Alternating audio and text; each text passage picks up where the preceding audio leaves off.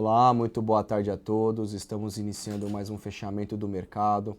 Eu sou o Danilo Zanini, eu sou analista da XP Investimentos e a gente vai comentar aqui com vocês as principais informações, as principais notícias que movimentaram o mercado no dia de hoje, tá certo? E também a gente vai analisar o índice Bovespa, o dólar futuro, Petrobras, Vale, o setor financeiro e os papéis que vocês têm interesse que nós acompanhamos aqui, tá certo? Então quem tiver interesse, peço a gentileza de escrever aí no nosso chat que a gente vai poder responder, tá certo? Então, primeiramente, alguns dados importantes em que a gente teve aí ao longo do dia de hoje, tá certo? A gente teve um discurso, melhor, a gente teve uma ata do Fed, tá? Uma ata do Banco Central, mencionando aí a colocação dele sobre o não aumento da taxa de juros, que foi uma convocação, foi uma votação unânime, e entre outros pontos devido ao cenário global econômico que o mundo está passando, tá certo? Depois a gente teve dados do petróleo, às 11h30 da manhã, o estoque de petróleo, tá pessoal? O que aconteceu? O estoque de petróleo, ele veio muito abaixo das expectativas, tá certo? Veio muito abaixo das expectativas. Entretanto, os produtos derivados do petróleo, os estoques vieram acima da capacidade, vieram acima das expectativas, ou seja, nós tivemos aí o estoque do petróleo vindo abaixo das expectativas, porém o estoque de destilados e gasolina, tá, vieram acima das expectativas. Ou seja, não é que os estoques de petróleo eles vieram abaixo das expectativas pela produção menor.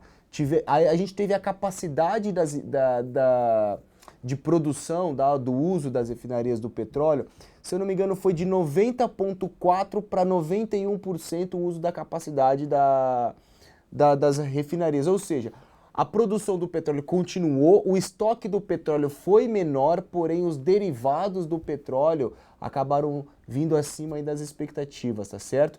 Então, nesse exato momento, o petróleo começou a subir, tá?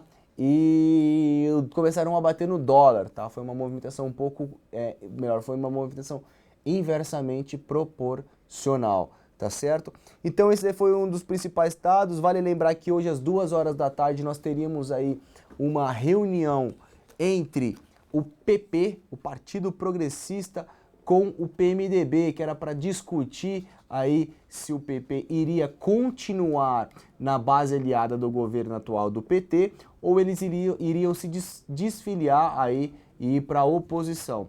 Essa reunião foi cancelada, tá certo? Foi cancelada e ainda aí eles continuam aliados ao governo do PT, ok?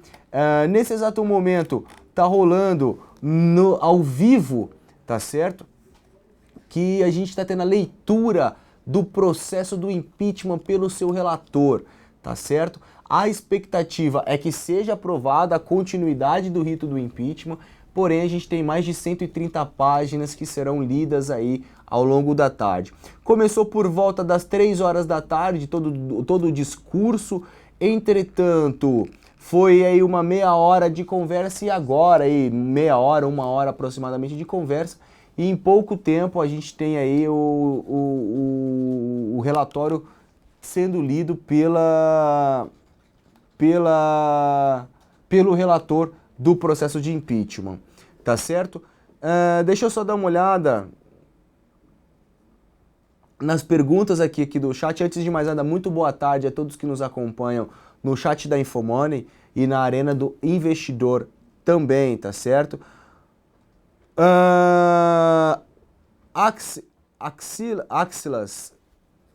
Axilas, boa tarde. Danilo, gráfico diário da Petrobras, podemos identificar um arame de alta? Vamos dar uma olhada, vamos fazer o seguinte, eu vou dar uma olhada aqui nos gráficos como um todo, deixa eu só abrir aqui um gráfico, e eu vou passar pelo Ibov, pela Petro, pela Vale e pelo setor financeiro. Pode ser? Então, colocando um gráfico da tela aqui para vocês, nós temos duas interpretações, ou melhor, nós temos dois pontos a serem levados em consideração no gráfico do índice Bovespa. Lembrando que nós estamos falando do gráfico à vista. Nós temos a formação desta cunha descendente, tá? dessa cunha descendente na qual o ativo perdeu aqui e abrindo espaço para uma movimentação de queda, tá certo? E nós temos aqui também uma linha de suporte, uma linha na qual ainda é uma região de obstáculo para os preços, em região de 48.600 pontos. O índice Bovespa está querendo fechar abaixo, sinalizando uma movimentação corretiva. Então, assim, a sinalização no exato momento para o índice Bovespa é uma sinalização de indefinição. A gente pode colocar aqui até alguns pontos, suportes e algumas resistências um pouco mais longas aqui, tá? E o mercado poder trabalhar dentro de um nível de consolidação. Visto que nós temos aí a leitura do processo de impeachment, sendo aprovado aqui na Câmara, vai para o Senado. Então temos alguns dias ainda na qual nós iremos ter essa volatilidade e essas interpretações dentro do cenário político, tá certo? Tá, então essa aqui pode ser uma possível expectativa, o mercado correr agora ali para a casa dos 47 mil pontos. Vamos ficar atentos em como o índice Bovespa irá se comportar aqui nos próximos dias. Muita atenção ao dólar. Ah, só um minuto, tá, pessoal? Danilo, é queda por Ibov? Eu estou um pouco receoso para quedas do Ibov, tá? Eu vejo que nós temos aqui uma região importante de suporte sendo testada. Ah, não é porque tá perdendo aqui ele vai continuar caindo. Não, eu estou bem receoso. Eu estou um pouco cético para trabalhar operações de venda no índice Bovespa, ok? Porque se eu olhar o gráfico do dólar futuro, acaba corroborando a sinalização que a gente está de olho, tá? O que? É uma linha de resistência, na qual o mercado trabalha em cima desses patamares de preço, e hoje o dólar futuro, ele está configurando aqui um engolfo de baixa. Esse engolfo de baixa, perdendo a mínima aqui, tá, do índice Bovespa, perdão, do dólar futuro, a mínima de hoje, sinaliza a retomada de uma movimentação um pouquinho mais direcional para o dólar, tá certo? Então lembrando que a tendência ainda segue baixista, a perda da mínima sinaliza uma movimentação corretiva, caso contrário, ele não venha desenvolver uma movimentação aí direcional de queda, o que eu posso fazer?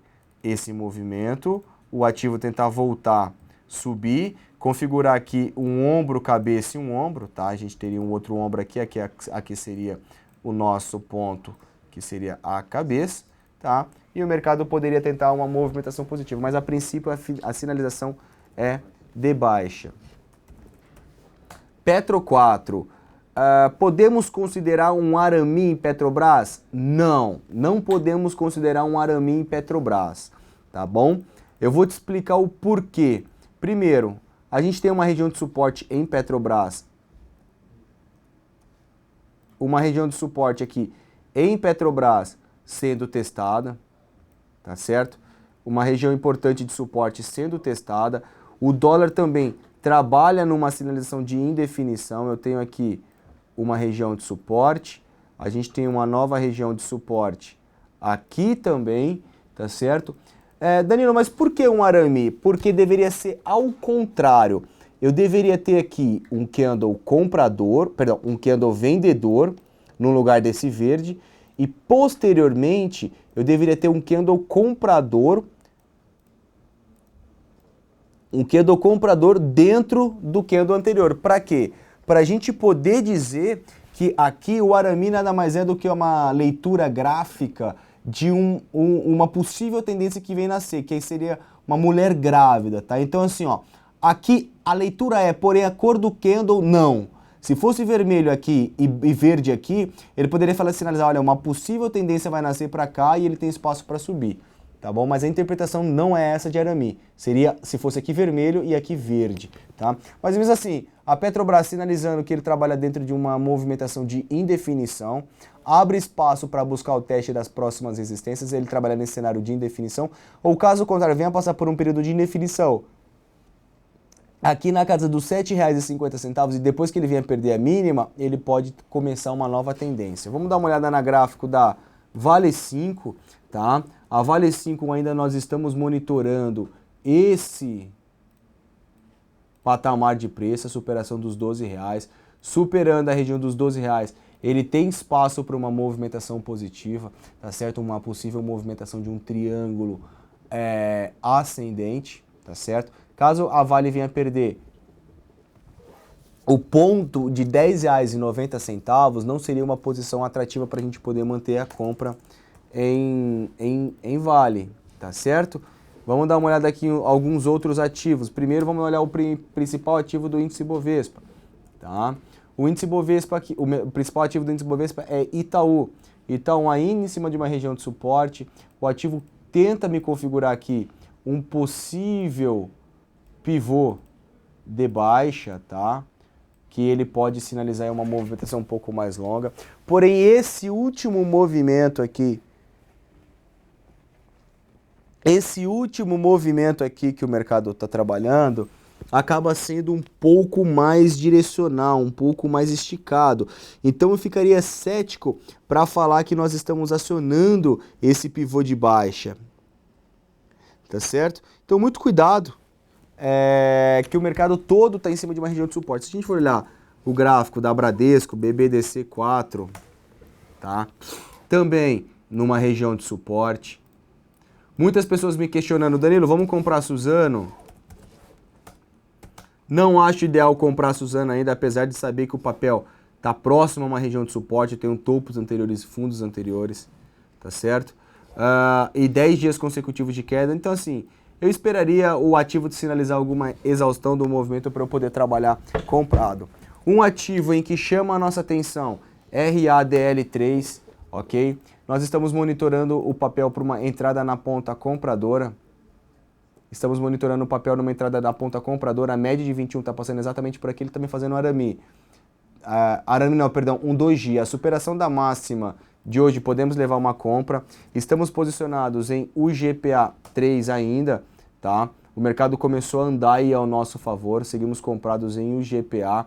Estamos comprados em Cielo também, Cielo não está andando bem. Mas essa sinalização, nós tivemos um stop loss em VEG, tá? Compramos ela ontem, ela só veio aqui beliscar a nossa operação e depois voltou a trabalhar no campo positivo, tá certo? Então essas aí são as principais informações que a gente tem, tá bom, pessoal? Muito cuidado, muita cautela a todos que estão nos acompanhando. Convido a todos a conhecerem o meu canal do YouTube, Danilo Zanini, só digitar no YouTube que vai ter o meu canal lá, gravo diariamente o fechamento técnico. E em breve a gente vai fazer o fechamento técnico aí ao vivo no canal para vocês poderem acompanhar.